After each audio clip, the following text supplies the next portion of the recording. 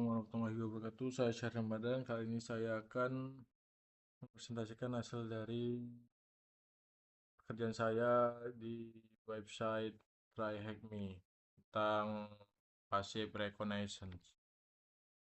Jadi di task pertama ini yaitu kita dikasih introduction-nya. Dia menjelaskan eh, tentang tools ini seperti who is, NS lookup, dan dig.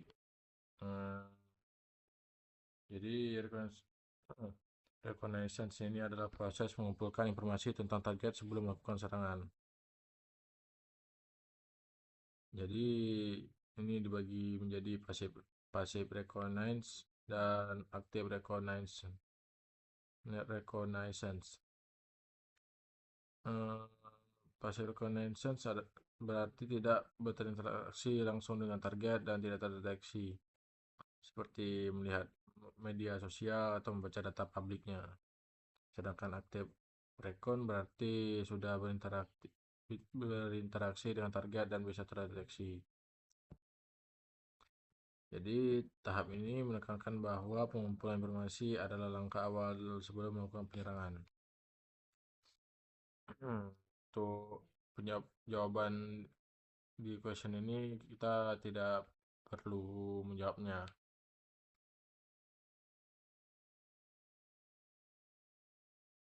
Di teks kedua ini isi materinya yaitu menjelaskan perbedaan pasif dan aktif. Untuk pasif ini dia tidak menyentuh target. Dia tuh seperti yang saya jelaskan tadi, yaitu contohnya seperti melihat DNS, mengecek apa pekerjaannya, seperti membaca artikel tentang target perusahaan kita yang kita targetkan. Sedangkan active reconnaissance dia ini terdeteksi. Ya ini seperti kita mengping itu atau mengkoneksi satu perusahaan server, menelpon apa, memasuki server company. Untuk pertanyaan ini ya, intinya dia eh, menanyakan ini pasif atau aktif. Untuk yang pertama itu P, kedua aktif, ketiga aktif. Ini yang pertama ini dia intinya ini hanya melihat informasi publik. Jadi saya kasih P karena dia pasif. Sedangkan yang kedua ini yaitu mengirim request ke server. Itu adalah aktif. Yang ketiga ini interaksi langsung dengan manusia target. Yang artinya aktif. Jadi inti task ini yaitu menentukan jenis reconnaissance berdasarkan aktivitasnya. Yang ketiga untuk isi materinya yaitu who is digunakan untuk melihat informasi domain seperti tanggal registrasi, register, nama server. Penjelasan tambahannya itu setiap domain yang terdaftar memiliki data seperti yang mendaftarkan, kapan dibuat, server yang digunakan. Eh, contoh contoh untuk command line-nya yaitu seperti ini. Who is tryhackme.com kita masukkan. Ini harus di terminal Linux, tidak bisa di terminal Windows. Karena saya menggunakan Windows, jadi saya hanya menjelaskan bagian di sini saja, bagian di websitenya ya. Who is tryhackme.com. Jadi dia menjelaskan semua isi-isinya. Update-nya, creation date-nya, URL-nya, untuk domain ID-nya, kapan expire registrasinya, nama registernya. Oke. Kita langsung ke pertanyaan ketiga ini. Ini when was tryhackme.com. Jadi yang kita masuk ke command line Linux itu jadi kita cari kita ketik whois-tryhackme.com.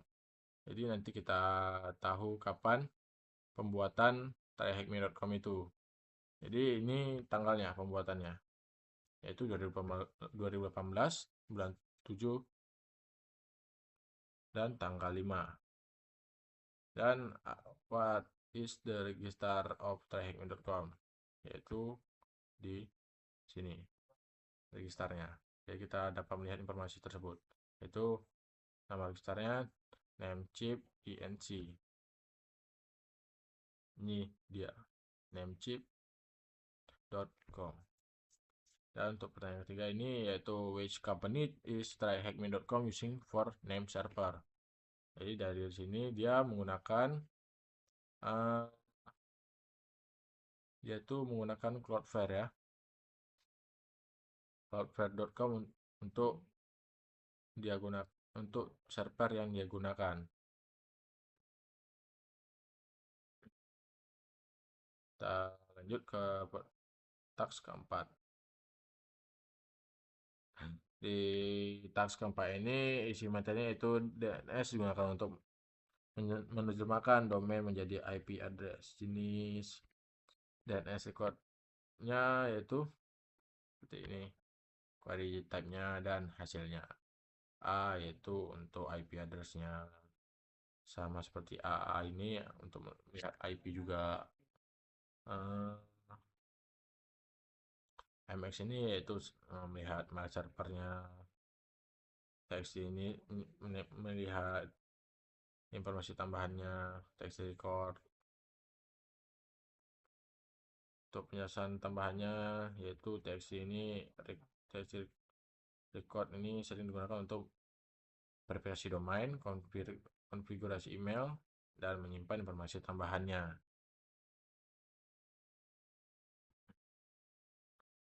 Untuk ini kita bisa masuk ke command line Windows.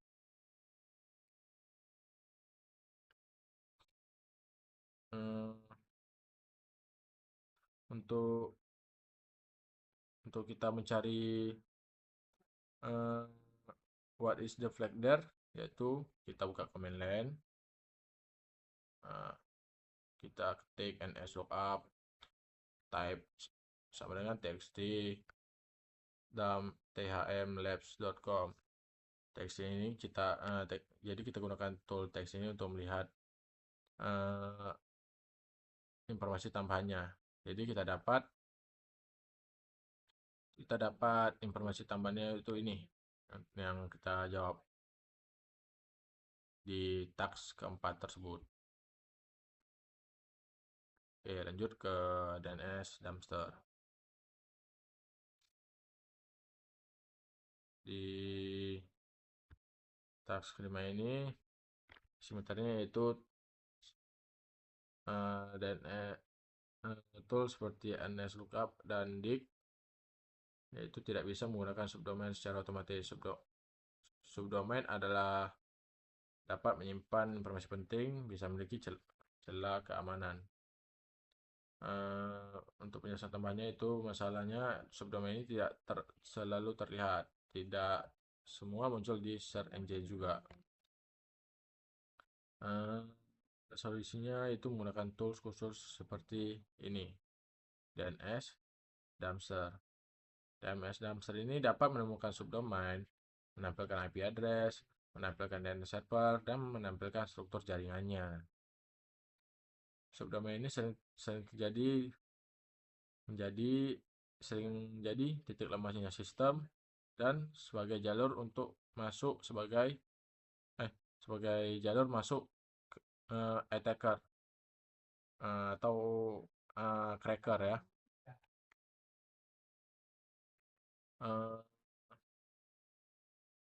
Inti dari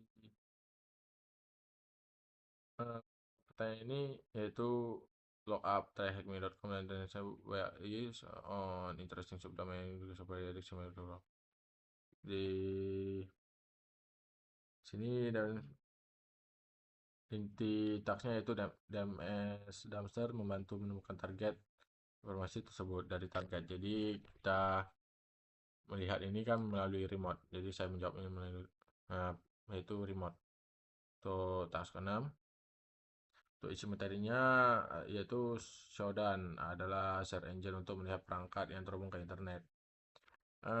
Untuk penjelasan tambahnya berbeda dengan search engine biasanya. Google hanya mencari website, sedangkan Shodan yaitu mencari server dan device-nya. Shodan ini kita mendapatkan informasi yang kita bisa dapat yaitu port terbuka, lokasi server, dan software yang digunakannya. Jadi untuk jawabannya itu yang seperti ini. According Shodan.io, what is the first county, the word term, the number of public accounts Apache server. Kita menggunakan tool Shodan untuk menampilkan fortnya. Jadi saya menggunakan Shodan, jadi saya mendapatkan informasi tersebut seperti fortnya, lokasinya, dan software yang digunakannya. Lokasinya itu di United States atau Amerika Serikat. Portnya yaitu 8080. Sedangkan base option common for usage for search engine ini atau software yang digunakan ini itu 80. Oke, untuk task 7 untuk jadi inti materinya ini itu merangkum seluruh pembelajaran yang kita lakukan tadi, task-task tersebut. Jadi untuk task 7 ini yaitu hasil kesimpulannya. Jadi untuk pertanyaannya jadi kita tidak perlu menjawabnya.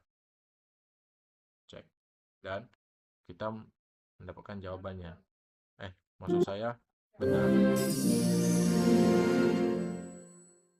Oke, sekian dari presentasi saya. Saya Syahrir Ramadan. Assalamualaikum warahmatullahi wabarakatuh.